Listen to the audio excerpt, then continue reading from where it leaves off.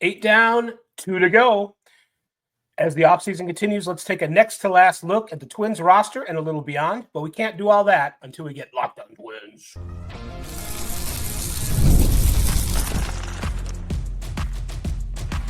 You are Locked On Twins, your daily Minnesota Twins podcast. Part of the Locked On Podcast Network, your team every day. Well, hello again, everybody, and welcome back to Locked On Twins, your daily go-to destination for the top Minnesota Twins insight, discourse, and analysis. Personally, it's my favorite of the Locked On Twins, of the Locked On Podcast Network. I have Locked On Twins in the brain, which is good, I guess, because this is. Which, by the way, the Locked On Podcast Network, do you know what it does? It brings you your team every day. And I'm co-host Dave Brown, as most of you know. Professional ball writer since 1998. Woo. BBWA member since 2012 and a Baseball Hall of Fame voter for the second time starting this December. Please follow me on the Twitter at AnswerDaveBrown if you like. And you can also find me on Blue Sky at AnswerDave. No Brown. So it's a little briefer to the point. Across from me in cyberspace is Brandon Warren, a Twins watcher for 30 years, who not long ago covered the team on a daily basis professionally. He asks that you elevate the discourse with him on Twitter at Brandon_Warren with an E at the end. Here's what's coming up on this podcast. The Phil Miller column. The blurbs looking at every Twins player, either on the roster or recently off the roster, who stands a chance of coming back at this time. We're going to look at the ins and outs of that, the positives and the negatives, the chances, the off chances, the under chances. That's what we're going to do. Before we get into details on that, Brandon, you can tell us, I think, who's bringing us this show. Well, good afternoon, sports fans. You can start the season with a big return on FanDuel. New customers can place a $5 bet and get started with $150 in bonus bets if your first $5 bet wins. Visit FanDuel.com to get started. Here's what we're talking about on this episode. Oh, specifically who? Yunior Severino is our first player. Byron Buxton. He's a player you probably know. Austin Martin. He's never driven an Aston Martin, although this offseason maybe will reveal new experiences for him. And Manuel Rodriguez. Unfortunately, he kind of had an off-injured season, but still his thumb. But still looks like a really good prospect and somebody that we're going to see in 2025.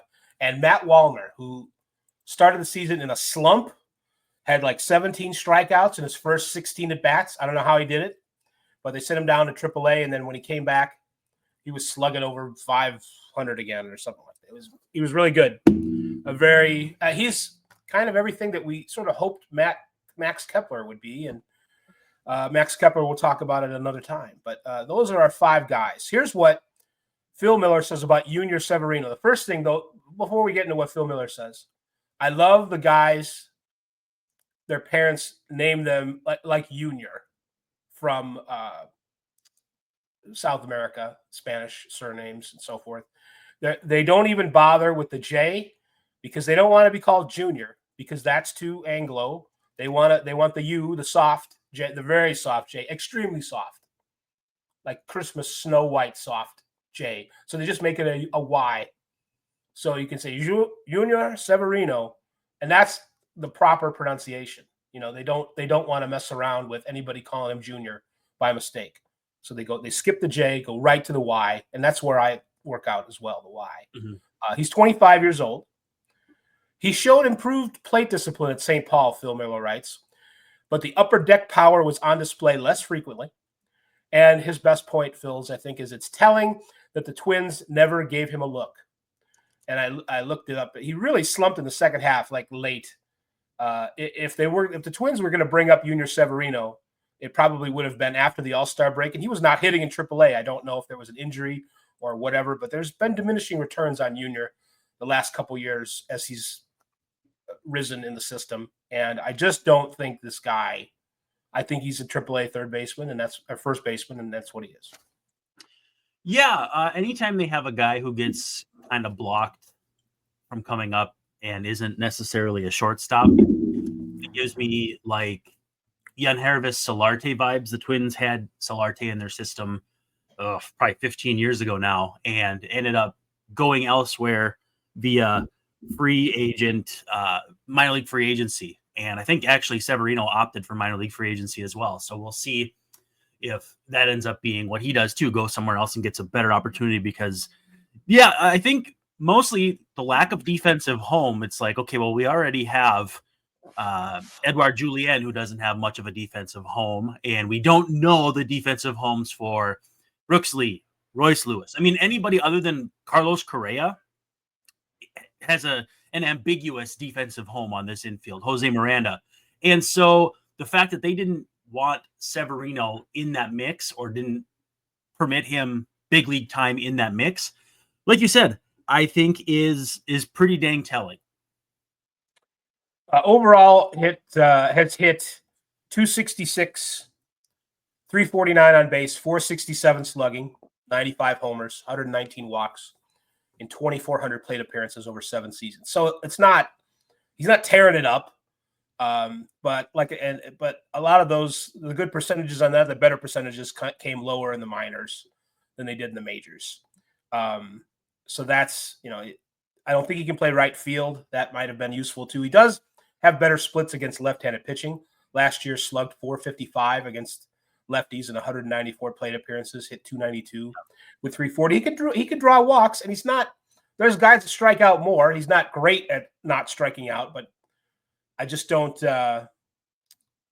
Hopefully, he helps the AAA team or gets a chance somewhere else, I think, is what we can say about him. The next person on our list. Well, he might be the right player at the wrong time, really. They're just flush with infielders. We've got Byron Buxton, who's going to be 30 years old. He missed half of May, August, and September, Phil writes.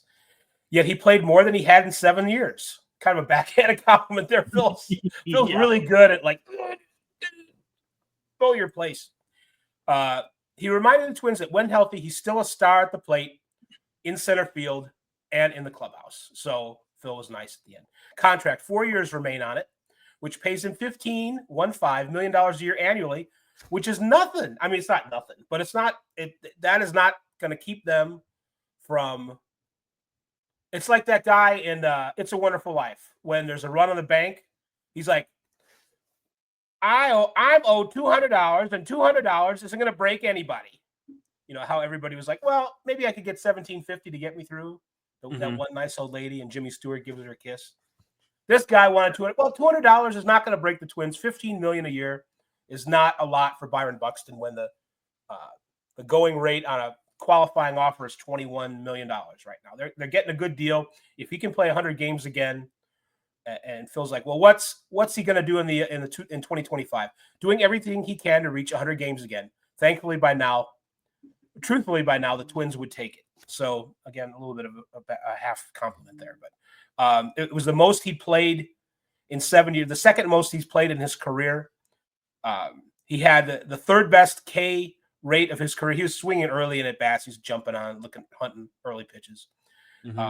His walk percentage was below, but it all worked out. He hit the ball hard. He had a really good 100 games. If he could get 110, 120, oh my God, games, that would be so good. Should we knock on wood? What do you think? Well, I think what people sleep on is that they have 2 superstar caliber players on contracts that are not market value.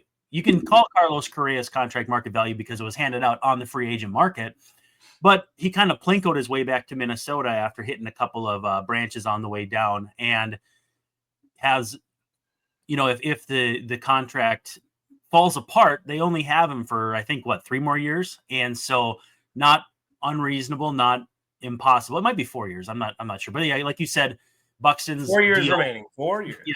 And Buxton's deal is perfectly sane. And that's all the more reason to build around that. And, you and I are going to have a series of players we're going to pound the table for. And there's going to be players who are making a little bit of money. Now they'll have to shuffle some money around. But it's really a shame that they're doing this whole budget song and dance while paying their 2 best players markedly less than they would get in free agency. And now I've seen a bunch of fan bases speculating of if Buxton could be available in a trade, which makes 0 sense to me whatsoever. He's got a non-trade clause or no trade clause and a very reasonable contract the rest of the way. But Philly fans think he should be an option, and Braves fans, Yankees, or maybe not Braves fans, Yankees fans. I just don't see it. And I think at this point, the Twins need to surround him with more talent and continue to build rather than whatever this nonsense garbage is of, budgetary issues and that sort of thing. Well, if the Twins were interested in breaking it down and building it back up, I guess it would make sense to move Buxton or Correa or whoever has a price tag on them. Yeah. But as I've said before, it bears repeating. I don't think that makes sense. A fire sale to be lean for the next ownership. There's only 30 of these teams. You don't have to do that. You don't have to go on the austerity program to make yourself look like an attractive place to buy. The Twins are attractive because they got a good team right now. They have a really good organization. They have excellent people running it. Mm-hmm. They have a great contract, a lease on a stadium. They have a really good. It's a very team-friendly deal, and we know how people in Minnesota love that kind of nice stadium too. I mean, it's a nice stadium. And it's a nice stadium. It's one of the nicest stadiums. If somebody out there said Target Field is the best stadium, I would say, well, maybe like third best or second. I bet you're taking San Fran and Pittsburgh first. Yeah, I was thinking those places. Yep. And maybe people have their own, peculiar likes and dislikes, but it's great. It's a very nice stadium. It's a good place to play. It is. We joke about not having a Metrodome anymore, a roof on the thing when there's snow or there's rain or whatever, or maybe it's a half joke, but it's one of the nicest places to play. You never hear what do people complain about with the Metrodome or the with Target Field. Maybe that it's next to what's it next to? That's kind of that trash compactor thing. The trash compactor, right? It's kind of like it's sort of at a dead end of downtown. Is that a good way of putting it? It's developing around there more so, but yeah, it was in the warehouse district. Now there's some trendy condos and a few different places to eat. What's that place? There's a place with a pork chop. JD Hoyt's is not too far away, and there's a few cool places, few hotels. But yeah, it's not in the heart of downtown like US Bank Stadium is, and but it's developing around it, and it's a destination downtown, and you can't sell that short. You got trains under the building. It's very reachable by public transportation. And you can go from the planes to the trains. You can go from the airport to the stadium all on one rail. I mean, it's actually it's pretty well conceived system. So that's our first couple of dudes. We still have 3 more to do. We're going to talk about Michael Helman. When we come back, we're going to put some Helmans on a sandwich and see how it tastes. Well, we got to give some love to SelectQuote, one of our newest sponsors. The World Series, the Super Bowl, the Olympics, those are the world's top, where the world's top athletes get to play in these top-level sporting events, and they get to thanks to one thing, teamwork. And teamwork can also protect your financial legacy and your family's future. SelectQuote's licensed insurance agents are the perfect teammates when shopping for customized, affordable life insurance. They can find you the right policy to keep your financial legacy safely in your family's end zone. And what better time to work on this kind of financial stuff than the end of the calendar year? I just recently figured out my family's health insurance for the next year. We always reevaluate life insurance at this time of year with our broker and all that stuff. And SelectQuote would like to help you with the life insurance portion of that. So get the right life insurance for you for less at SelectQuote.com/lockedon. Again, go to SelectQuote.com/lockedon today to get started. That's SelectQuote.com/lockedon.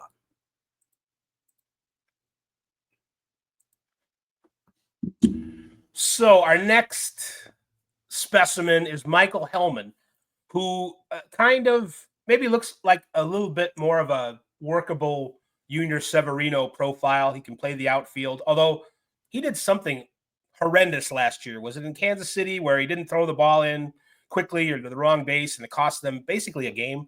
Yeah, I remember being very upset at Michael Helman for something specific that since washed from my head. But he's 28 years old. After 6 years in the system, he got his first 10 MLB at bats at age 28. Phil writes, though none weirdly in a Twins victory. So he wasn't good luck. Wasn't a good luck charm.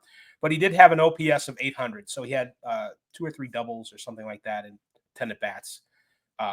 He's pre-arbitration, 2025 outlook. Does getting a taste of the majors make it harder or easier to return to the minors? Oh, he'll find out. That's not nice. Yeah. He's Michael Helman. He's more like Mayo than Miracle Whip, I would say, and not the Dukes kind of Mayo.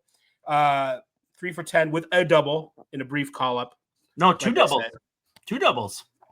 Did he have 2? A single, 2 doubles. No walks. Sorry, I'm shortchanging Mr. Helman.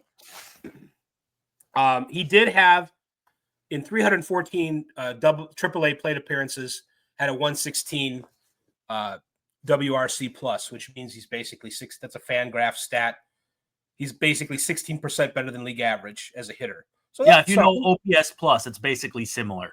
It's similar. It's not the same thing, but very often you'll find the OPS plus and the WRC plus are the same number. So yet they're not the same. So in some people's eyes, it's Miracle Whip to Mayo, although Mayo is vastly superior.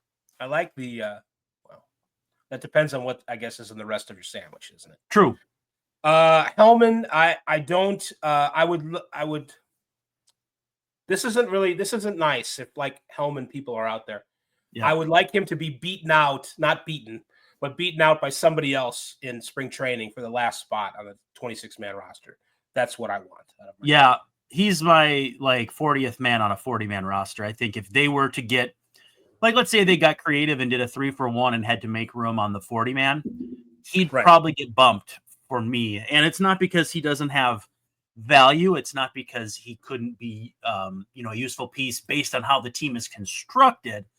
But he's also going on his age 29 season with 10 big league plate appearances, like you said. I was actually going to make an egg on your face joke about having the wrong number of doubles, which, mayonnaise, it probably seemed a little too inside baseball. But yeah, it's not that I'm opposed to him helping the team next year, but maybe more in the lines of like a 150 plate appearance role where you bring him up, say you need someone to hit lefties in June, and he gives you decent production the rest of the way, plays all over, and is, valuable in the role you need him to be in, and rather than pressed into, playing every day at left field or whatever it is. Ideally, I would guess they probably outright him or DFA him at some point this offseason if they make any moves. How bleak does that sound if they make any moves? But if they make moves that necessitate more 40-man spots than they have right now, because and maybe we'll have an episode on this too. They have to do their 40-man additions to save guys from the Rule 5 draft too. So yeah, I think Helman is maybe 1 foot in, 1 foot out the door. That's a good talking point you bring up. If they make any moves, I think there will be, we are likely to be, if we have any expectations at all, disappointed at the kind of moves that are made this offseason. But I think one thing that they'll be doing a lot of is making a lot of moves that maybe look like busy work, but there'll be shuffling of guys like Helman and so forth off the roster. There might be some trades where they take a chance here or there. So I think there will be Cole Irvin. In the margins, there'll be movement of players like Helman in and off the 40. So I expect somebody else to be there, and then maybe someone to replace whoever that is. Yeah. Well, no, I think you're right. I think it's going to be some low wattage moves. And again, it comes back to roster construction and this team having so many questions to answer with so many higher end or higher level prospects. Like if Brooks Lee became Jason Kipnis this offseason, that wouldn't be insanely surprising. And if he needed another year of, 88 weighted runs created plus and not much defensive value, that also would not be that surprising based on what we know with players and how they adjust to the league. And that's a big gap that the Twins have to be prepared for in some form or fashion. Our next player is, I think, much more of an interesting, I hate using that word because interesting is very overused in writing, but I think DaShawn Keirsey can be somebody, as Jesse Jackson once said. I think he can be a guy that will be a valuable person on a roster. maybe even to the point of a platoon starting in a season. Well, I mean, you would rather not have that, but he can hit both sides of the plate, correct? Or is he? He's a lefty. He's a lefty. He's but a lefty, but he can hit lefties. If you had like an Adam Duvall that you could platoon him with in left field, you could do a lot worse. Right. I like his defensive profile. It looks pretty good. He's Especially 27. in the corner, so, too. Right. Yes. I think he's a guy who would be able to play all three spots in a pinch, be a valuable 26th guy. One thing to consider about Keirsey is at AA and AAA, he seems like a guy who takes a year to get the learning curve. So I don't know. He's got major league experience. It might take him a little bit more time to get used to major league ball, because that's kind of what happened at AA and AAA. His second taste of both was better than the first. So that's a difference there. He could do a reasonable Jake Cave impersonation, though. Like, I always liked Jake Cave. Nobody seemed to like Jake Cave, but maybe it was because I was noticing him beat the White Sox. Although I looked at his numbers against the White Sox, and they don't look that different than I think that was like at the beginning, and it was just luck. But, well, we should note Keirsey actually handled lefties pretty well last year at AAA. 277, 374, 419. So 793 OPS, 859 against righties. So, I mean, that's the kind of guy where, if you've got a couple guys dinged up, you bat him ninth against Cole Ragans on any given day and put him in left field, and you don't really. What about Cole Urban again? Can we bring him back to play again? He signed overseas, so maybe not. Oh, where actually, go? You know what? It's a good question, because I let's see, the Doosan Bears of the KBO. So he's in Korea. Yep. Korea. That should be good for him. You can go to Korea. Korea can't go. He's got to stay. But the Royal U, and I don't mean Kansas City Royal, can just go to Korea, work on, do some Eric Fetty work, work on your breaking pitches, and come back to the majors and be a dude, or maybe a guy anyway. I think he's got to graduate to guy status first before dude. I could see him doing that, though, because there is slightly interesting things in his profile that I think could turn into, a number 5 starter, number 4 starter. Right. So let's just do Phil's wrap up here of Keirsey. Spectacular Class AAA season earned him a brief September look. 6 years after being drafted. Strong defense in center field. His contract is pre-arbitration. His outlook for 2025. At his age, it's probably wise to find a better opportunity, but he'll always have that last day homer. And some notes I made. He turns 28 in May, had a 9.5% walk rate, 23% strikeout rate. That'll play in 505 appearances. 123 and 119 WRC plus the past 2 seasons. And like I said, it's taken him a year to adjust to new levels. So there's something to work with there. His defensive flexibility and raw ability and ability to not be overwhelmed by left-handed pitching and hit for some power and run a little bit, play good defense in center or play a corner.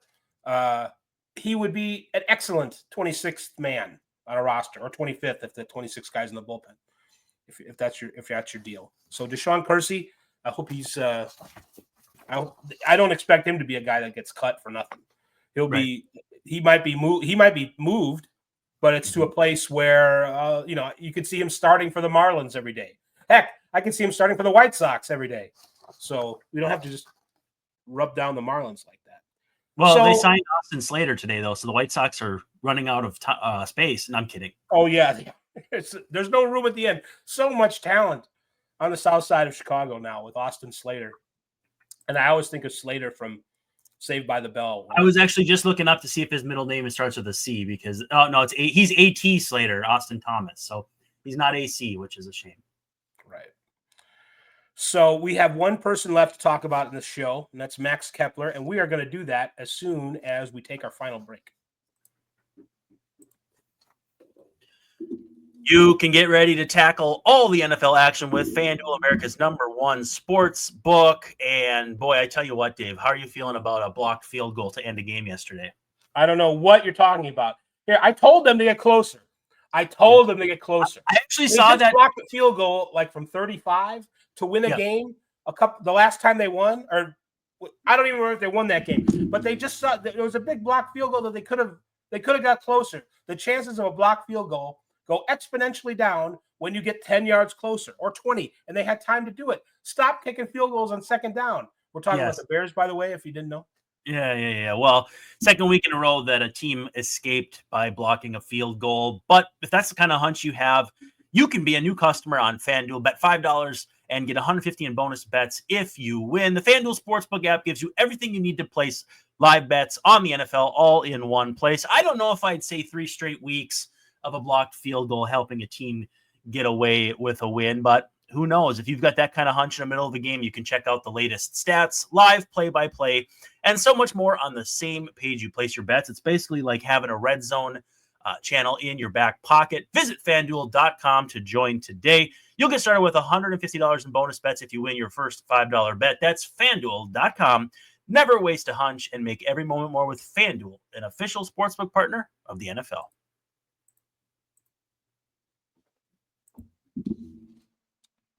So last guy today, the show, Max Kepler. He's 31. I'm pretty disappointed with how his season went, although he's got a lot of injuries. Mm-hmm. Left knee tendonitis, hip soreness, a neck injury, an elbow injury, a knee injury suffered when he hit a foul ball off his knee during the opening series. That was a rough opening series between Royce Lewis and Kepler getting hurt. It left a loose body, a bone chip in the joint. And I wonder if that had something to do with his diminishing returns last year. He's a free agent. He's been around for 9 years. I mean, I think it's time to cut bait with Max Kepler, but it was a success because, as a teenager, they brought him over from Germany, and he had some good moments, and sometimes he played really good right field. Mm-hmm. And sometimes he even hit lefties. There was a lot of promise there. It just didn't. They really needed him to come through last year, and like with a few other guys, it didn't happen. Would it shock you to hear that Byron Buxton has a 4.0 Fangraphs WAR advantage on Kepler for their respective careers? Not really, no. This is the year that Buxton's offense finally overtook his defense. I noticed that while we were prepping for the show. With Kepler, I mean, if you were Max Kepler and all things were the same, if you were looking for a place to kind of bounce back, I mean, a 1-year deal with the Twins, I could get behind, but they are, as you've noted multiple times, pretty left-handed in the outfield, maybe even starting to get a little crowded. Although with that said, I don't know. I mean, do you want DaShawn Keirsey at the minimum or Max Kepler at, let's say, probably $7 million this year, $7-8 million? I've seen a few projections for, people doing just kind of wish casting of if they'd sign Kepler for 1 year. And that's kind of the number I'm seeing. I don't know. I mean, Keirsey could completely just do what he did last year, hit 150 and not be a non-factor, but so could Kepler, hit 250, 230. He's hit 227 in a full season not that long ago. I don't know. I mean, I think the sun is set. I think that boat has sailed. But if he came back on a cheap deal with incentives, it wouldn't shock me. It would be surprising, but it wouldn't be like, knock me over with a feather. In another universe, in an alternate universe, in a different setting where the ownership is settled and where the TV contract isn't freshly lean, I could see it. I could see it just because of the investment that both sides have put into each other over the years. Yeah. It's you come all the way over, and because of the disappointing season, to market yourself to a new team, he's in a tough spot there. So it would make sense in another world, but I think sorry to interrupt. I apologize. Slightly more likely than Jorge Polanco reunion. Oh yeah, I suppose. Yeah. Which is with Brooks Lee being apparently able to play second base. Polanco doesn't make a lot of sense to me. Right. There. So yeah. And Kepler, it was just a bummer of a season. He really showed some great strides over the years in certain areas. And I think in another time, in another place, it would make sense for the two parties to come back. But I think you put Wallner in right field. Mm-hmm. And I mean, Wallner struggles against left-handed pitching. So if you could put Keirsey out there for some of the lefties, or find another, you're not going to put Kepler out there instead of Wallner against lefties, even though there have been years that went by that Kepler hit lefty. You're not going to do that. It's going to be Keirsey or somebody else. Helman, maybe. What? Helman, maybe. No, I don't want to put Helman in right field. I don't either, but he's a righty. That's the only thing I'm saying. Yeah. It's not that important. No, I don't like it either, but it's not going to be Kepler. Wallner's going to play most of the time in right field. And then maybe you spot him against tough lefties. And Kepler doesn't make sense being that spotted guy. So we'll talk about Larnach in the next episode too. So that's going to do it for this episode. It's kind of a bummer to go out on that note. But I think Kepler will not be on the roster in 2025. And I think you agree. And I think Phil agrees too. Yep. After 9 years of, here's what Phil says, if I can do this quickly. After 9 years of some nice moments, but only occasionally meeting expectations, he'll get a new start. Fans' verdict on the Max era will be interesting. That's not one of Phil's stronger paragraphs, but he criticized too. Yep. So for Brandon, I'm Dave, saying we wish you all a very pleasant good evening from Twins territory, and we will see ya tomorrow. Night. Nice job reading that Kepler quickly. Thank you.